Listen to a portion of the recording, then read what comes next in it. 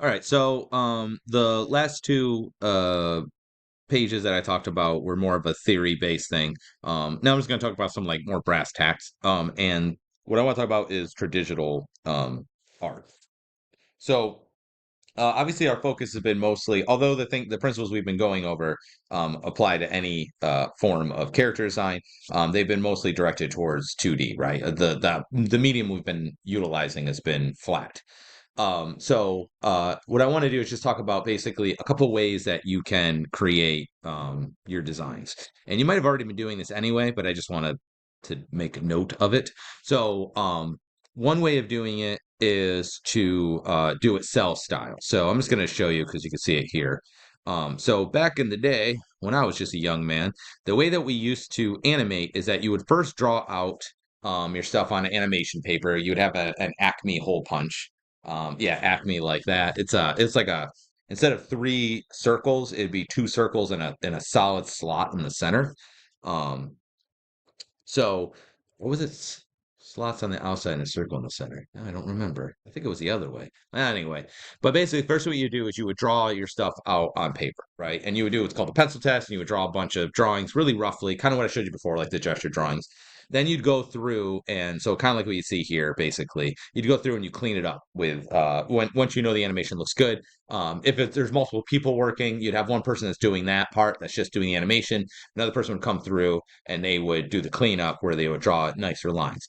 Then after that, actually back in the day, they probably, if we were doing cells, they would probably do it themselves, this part. Then what you would do is you put a plastic sheet over top of it. Um, so they're not really showing it. I thought they showed it here. Well, you can kind of see here. So what you would do is that they would do the drawings, then they would put a plastic cell over top, and then there'd be an artist that would go through with ink, usually kind of like more on a brush than this, and they would trace basically the drawing onto this plastic cell. Okay, such as you see here. Then they would put that into a rack. They have a big rack with just a bunch of slots in it, and you'd put all the cells in there in order so you don't, mess that up. Then what they would do is you actually take the cell and you flip it upside down once it's dry, and you paint it from the back, from behind. What that does, you can kind of see it here. What that does is that it'll look kind of like this. Now, notice that the paint doesn't look particularly good. You can see all the texture elements. It's also overlapping the black lines some, not going past them, but overlapping them, right? So going right up to them. So it's making the line quality not great. But when you flip it back the other way, there we go. You'll see it's nice and flat because it's up against the plastic on the opposite end. And then because it's overlapping the black, you don't end up with any gaps, and you maintain whatever line quality you had originally done with the ink. So basically, ink is on the front of the cell and the color is on the back of the cell. You also, interestingly enough, you might have noticed here, this is one of the tricks if you want to make your stuff look like old-timey animation, is that you end up with a shadow. See the shadow here? Because obviously this cell has a thickness to it. And so they usually would end up, they would light as best as they could. This wasn't a desired effect. This is just what would happen because of the medium. You'd end up with this kind of shadowy process. Now we can do the same thing just using layers. So you might have noticed that's how I always work. I will do a sketchy drawing, just whatever, real rough. Then I'll do a new layer. I'll take that sketchy layer, I'll lower the opacity, and then I'll trace it with my proper quality, like better line quality. Sometimes I'll do an in-between drawing where I kind of clean it up, and then I'll do the final line quality on another layer. And then I'll do another layer, and I put that color layer underneath the line layer, and then I'll just manually paint it like that, right? So that's more of a kind of tradigital manner. Now, if you look at any 2D animation software out there, that's actually the same way that it also works. They have layers, and sometimes they'll have sub layers. And so you'll when you actually paint and draw, it puts the color layer underneath by default. That won't be the case if you're working in Photoshop or something. They'll exist on the same unless you physically make separate layers, which is what you normally do. But some programs will actually just automatically create a layer underneath that you don't even see. And so that's kind of a tradigital way of working. That's the way that I generally work most of the time. So you end up with basically something kind of clean. It has kind of a classic-y, cartoon look. Okay.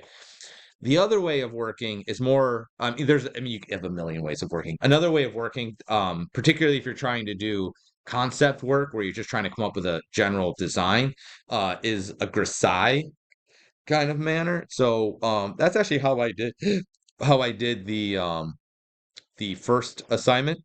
And the idea here is that this is a obviously a French painting technique. And what you do with this is that you paint your whatever you're making, you paint it in black and white. So no color. This way you can focus on accuracy and value and those elements. And then afterwards, you allow it to dry entirely. Then afterwards, you go through and you actually add color. You paint it on top post. And you end up getting this sort of look. It's a really good way of kind of working when you're trying to study something, right? And you're more concerned with accuracy than maybe even color depth or vibrancy. However, you might have noticed here, it has a sort of like what do you call it? Like a sort of kind of tone to it. That you might not want, right? I'm not gonna be able to get things as vibrant as if I just straight up painted them black or painted them the colors with the values associated with them. It is a little bit easier to work this way. However, I think, unless you're like going for this kind of specific look, it's not as beneficial. Now, the reason why I bring this up is because one manner that you will often see people will come up with their designs. Is this a link? No, it's not.